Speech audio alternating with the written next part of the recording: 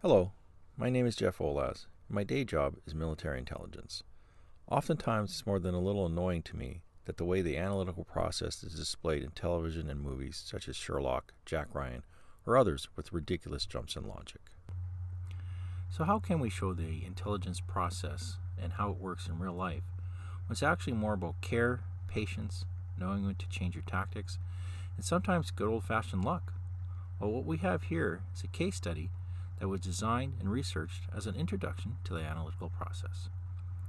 This case study is not of earth-shattering consequence, but it is an actual real-world example and is a very good example of how the system works from the very basic formulation of a question to a reasonable conclusion covering a wide swath of what occurs during the intelligence process. This case study is actually personal in nature and in fact about my father, Steve Olaz.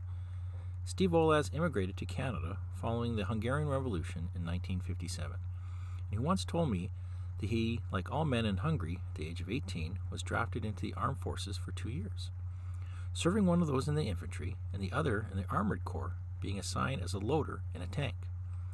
Now, as a military person myself, this piqued my interest, with the biggest question being, in what tank did he serve during his time? There was a problem, though, that quickly arose. Now, most people think that the answer is pretty easy or straightforward to find out. A large amount of people came up with the straightforward question of, well, simply ask him what tank he served in. He should obviously know. But the reality is, there's a lot of different opinions of what is, quote, clear cut, unquote. This is because we are biased in thinking he would obviously know this.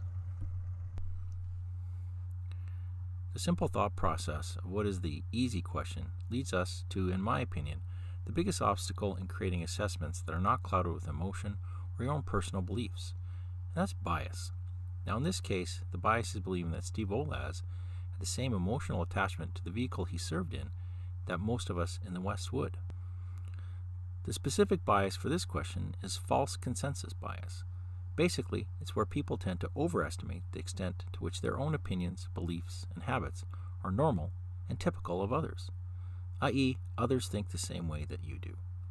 This bias tends to lead to the perception of a consensus that does not exist, i.e., everybody knows blank. In this case, the individual does not have much common with somebody from the West. Steve Olaz was a conscript, a draftee who obviously and absolutely didn't want to be there, with no desire to remember anything about his time in the military. Another important aspect is the training that he was given, as the entire mechanism of the armed forces, Soviet era, 1952, was to train people for a short period of time, then do it all over again with new recruits. Thus, you don't tend to teach in depth. That means they didn't teach him anything other than a specific job. As a loader, put this into that. And this ultimately added up to the notion that he had no idea of the tank that he served in. So this led me to try and figure out what tank it was on my own. Like most answers in regards to military intelligence, the answer, unlike in movies, didn't just jump out of the internet or someone just happened to have the answer. In fact, this question came up at the School of Military Intelligence, where a number of Warsaw Pact armored force experts reside, and nobody had the answer. But after a little while, a number of likely suspects came up. Now, in intelligence, a number of possible answers is a very common concept, which leads us to one of the more common themes we use. Sometimes very formal, other times informal. But we do tend to use it, and it's called the competing hypothesis theory. What that means is after researching and coming up with possible tanks that it could be, they began to whittle the data down to the tanks that it could actually be. Now, the only thing known at the start was, though, it was a Soviet tank. So let's start with our hypothesis. The first tank in our hypothesis is the T-34, which was the main battle tank of the Soviet forces of World War II. 35,000 of these tanks were produced during the war. However, by the time of 1952, they were now pretty much phased out by hypothesis number 2.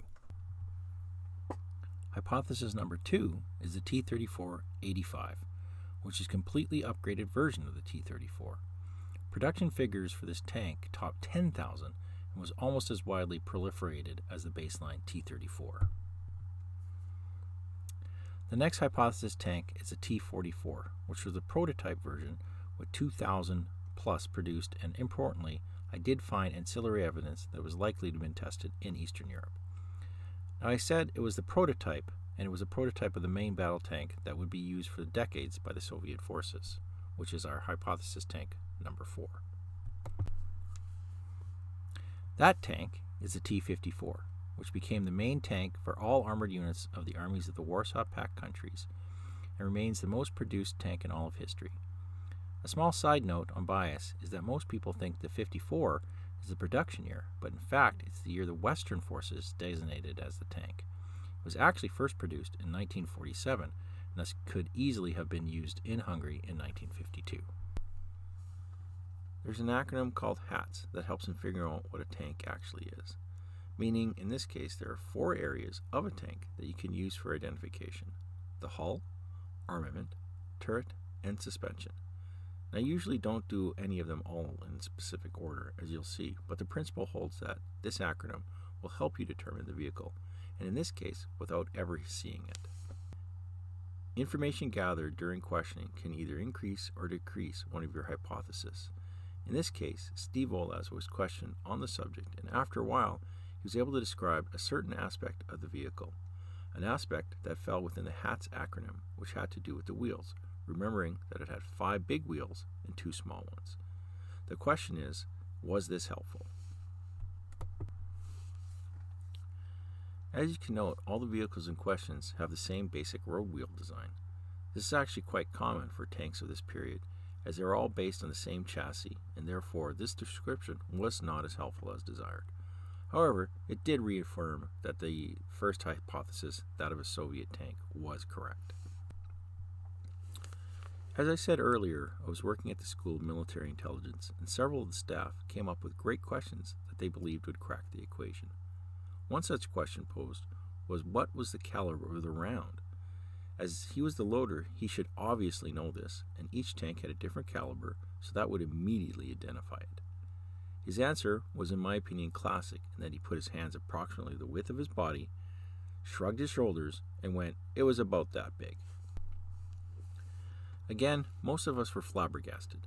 How could he possibly not know the caliber of the round when he was the loader in the tank? Well, it comes back to us being biased and thinking that he should obviously know. So where do we go next? A lot of ideas were bandied about, and finally a new question arose. Where was the machine gun located on the tank? The response was very quick and decisive, with him instantly stating and pointing in a downward direction, indicating the machine gun. As a loader, he was in the turret, indicating downward placement of the gun on the hull. Now all of a sudden, we finally can remove something from our hypothesis, as the T-44 and 54 do not have a hull-mounted machine gun. This is a very important aspect often overlooked in things like movies, as the absence of an item can be an important clue to positive identification. So now we're down to 2 tanks, the T-34 and the T-34-85. After more research, another question was posed to him, and he was easily able to remember that the crew was 4. This kind of helps understand how bias affected our earlier questions, and that he didn't remember the tank, but he did remember how many friends he had in the tank, mentioning it several times, including one of their names. Now, during the early research, we found out the specifications of the tank: size, crew, caliber, etc.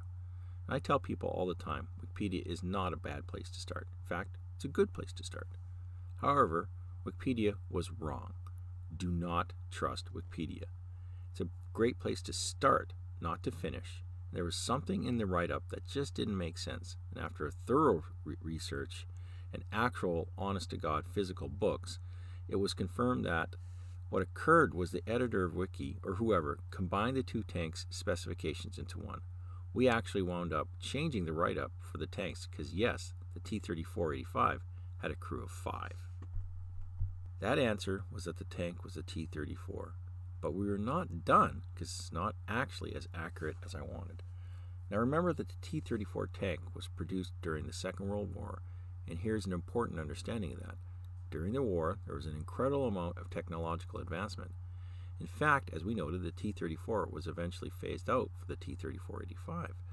Because of this, a little research turned out that there were actually two main variants of the T-34.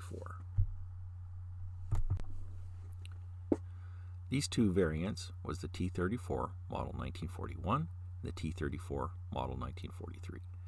The interesting thing here is that as we started out with 4 tanks, went down to 2, to 1, and then back up to 2. Now, there are some other variants, of course, like a flamethrowing one, but I will stand by the assessment that my father would have known that he'd been in a flamethrowing tank. Now that we are down to 2, let's quickly review them to see if you can come up with a way to discover which one he was in. Here's the first one, the T-34 model 1941.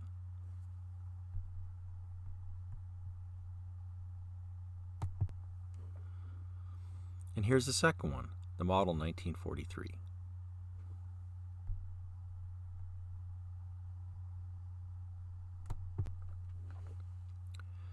You might find it interesting in how many questions were posed as I brought this up to everybody.